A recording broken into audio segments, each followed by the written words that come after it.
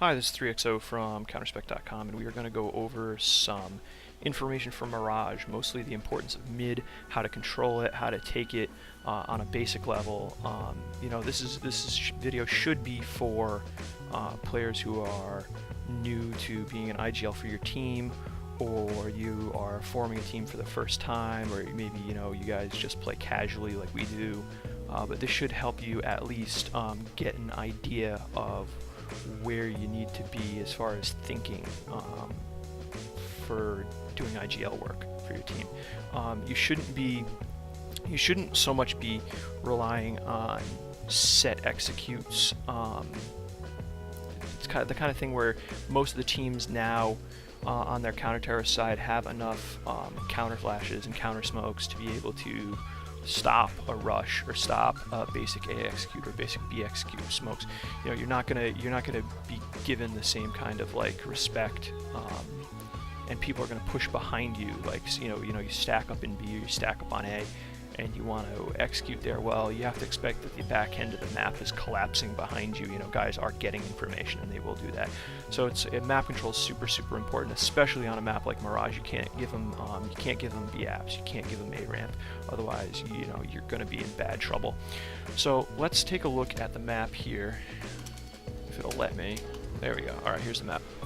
So we know we want to control mid, and we also want to maintain presence at A ramp at least. I give them Palace because I don't think they're usually going to push all the way through. They may. That's more of an advanced play. If you really have knowledge of the way a team's playing, you might run that more on a save round or whatever else. So mid control. What we end up doing most rounds in mid is we throw the first smoke over the top, and the first smoke lands right here. Now that's an important smoke for a couple of reasons. We know where they're playing. This isn't kind of like rocket science. There's going to be one here. There's going to be one in A, probably playing under balk. Maybe another guy playing stairs area somewhere over here. There's going to be one probably jump spotting at B, and there's going to be one on cap. This is almost guaranteed. And then probably window, at least for information. If he's not trying to take a fight there, he's at least looking for information. Or he's going to be, this guy might be right here. He might be there. But what this smoke is going to do is it's going to deny him vision if there's anybody crossing to boxes. He won't be able to see them cross to boxes. That's super important. You should throw that smoke almost every round, unless you purposely want them to see that there is nobody in mid. So you're going to throw that smoke almost every round. It's going to, if you're executing A or you're executing B, it's going to make him pause for at least another couple seconds to see if somebody's pushing out in mid. He's going to have to wait for that to go away. He's going to kind of be like, oh god, is there somebody in mid waiting behind that smoke? I don't know. So it's at the worst, it's going to keep him there maybe a little longer, make him think. Awesome. So we're going to throw that smoke damn near every round. And what that's going to allow is I usually run 3 to mid. I run 2 staying on ramp and 1 crossing the boxes. So let's put 1 dude here, if this thing will work, 1 dude here, and 1 dude here. There we go. And alright, sure, that's an X, why not? Alright, so there's going to be 3 in mid, there's going to be 1 in B apps, that's usually me, and there's going to be 1 at A ramp. Okay, so there's your basics. So beginning of the round, 2 seconds in comes this smoke. Great dandy. These guys wrap to corner, the guy who throws the smoke goes, plus these two usually keep my entry fragger over here, plus a support player, and then this is usually a support player. So he's going to smoke out window from behind the boxes. There's a million smokes there that are great. You can be shot from the most popular one, the one where you line it up with the flap on the box. They can, a good opper or a scouter can jump and see your head there and put a shot through, and they can kill you. Just be careful. Maybe you want to crawl up to it, pop up quick, line up the smoke and throw it, and then crouch again so you don't get picked. But either way, it's got to be a good smoke. You can't leave a gap on the backside of it. You leave that gap, they're going to mow you down. It's not okay. It turns it into a one-way smoke. The accuracy of your smokes on a map like Mirage is super important. So beginning of the round, in comes the smoke on cat, then in goes the smoke to window. Now what this guy is going to do is he's smoked out. He's not just going to chill there. Usually he's like, oh shit, I need to get information. He's going to rotate around over to here. Alright, so now he's rotated around over here. Well, we need to smoke this off too, and that's why I am here. There's a smoke you can throw from here that will land right, it'll bounce here, and then it'll land on the top step, or at least close to the top step, and it will smoke out all of this. Yes, you can see over it if you're jumping from like back here, but I'm not super worried about that. It at least gives you a couple seconds to be able to get around this corner. So these guys at this point have come around the corner and they're stacked up right behind the smoke. So when this one pops, they hear this one pop, and around the corner they go. Now, there's usually a guy at that point. This man has pushed up. He is pushed because, oh shit, we've lost all information in mid. Connector smoked, window smoked. They could be anywhere. So he's gonna push. Like most times, unless he knows what what's happening to him, he's usually gonna push up. So what I have is I have the player who's at boxes turn around this corner and get his attention. Even if he gets traded out, it's still good for us because he ends up shooting at him this way, and then these guys push through and they trade him or they just frag him outright.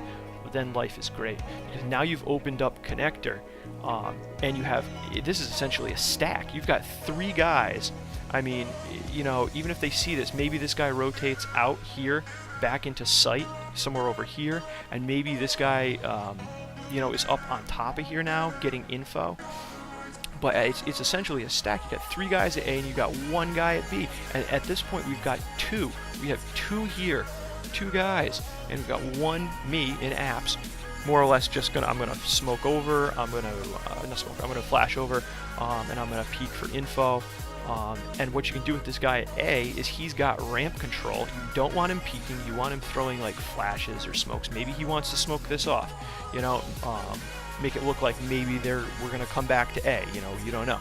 So maybe he's going to throw a couple flashes, maybe a smoke, and then it's his decision based on what he hears whether he goes back and wraps into apps for like a late control on an app bomb plant, like right there. Maybe you plant this bomb right here, and then he's a late rotation where I show myself, maybe I get traded out or I get fragged or whatever, and then he's the second guy in apps that they don't expect to be there. Or he has the option of lurking, this direction behind them as they rotate through. So it's up to him. He kind of has a little bit of latitude. That's where you want to put your lurker. You want to put him over by A ramp. And this execute will work against most non-sophisticated teams. Most of the guys who play standard spots, your basic open teams, this usually works pretty well. What you have to watch out for is you have to make sure that your timing on the smokes is really good.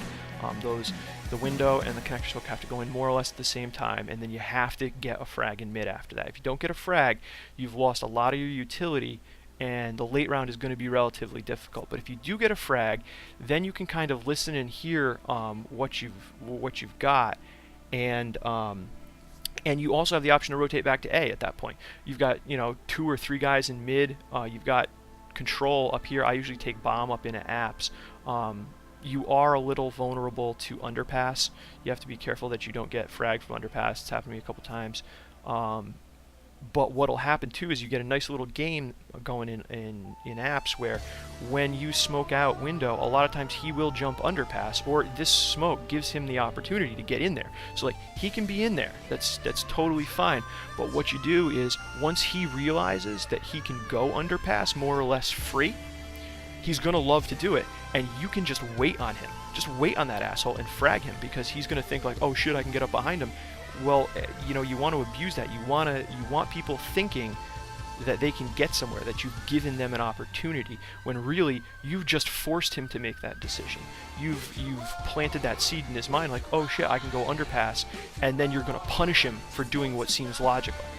So that's a lot of the mid control that we execute and run. I think it's based off of a Virtus Pro execute, and I know some of the stuff on netcode guides has really helped me.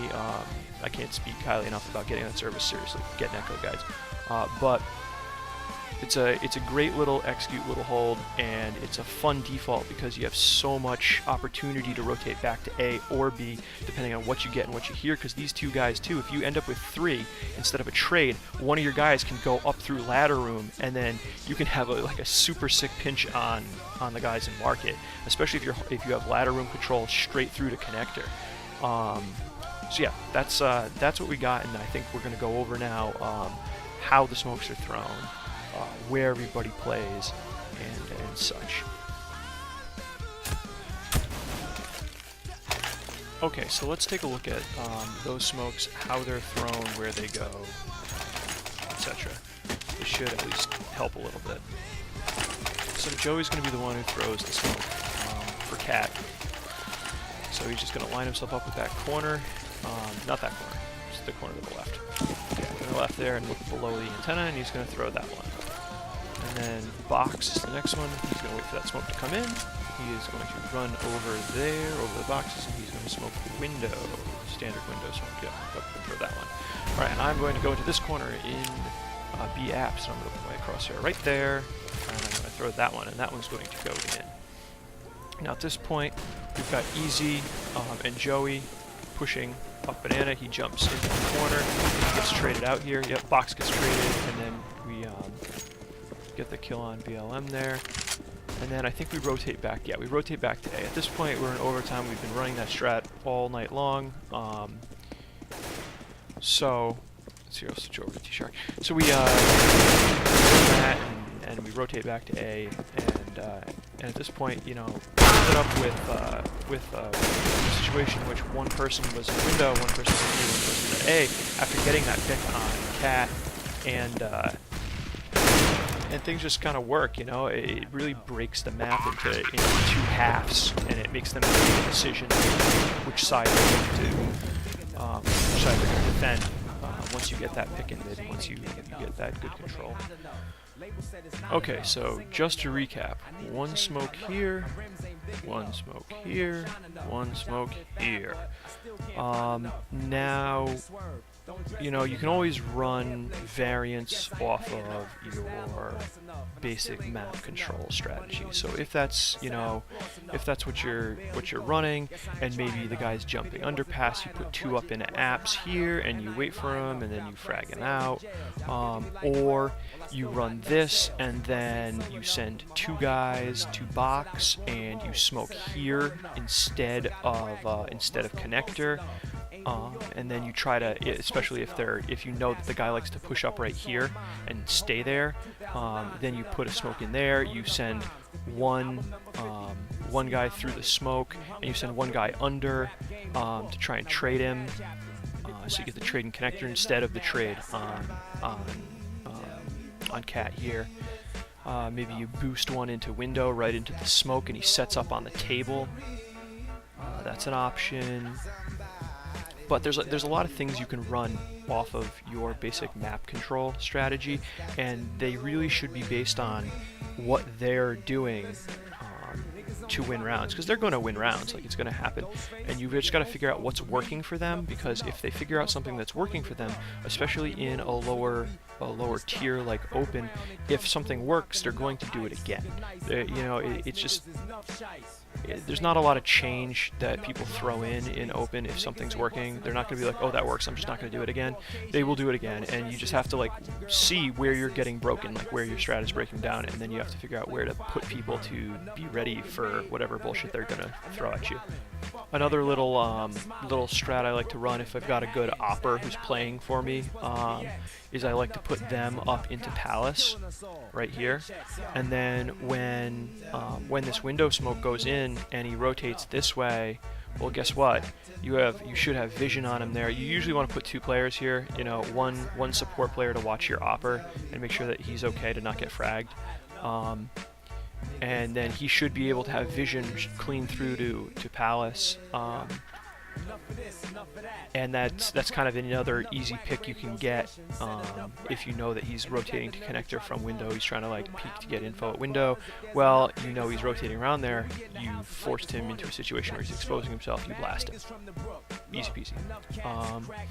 Yeah, so hopefully this has been helpful. Yep, I am Threexo from CounterSpec.com. Take it easy.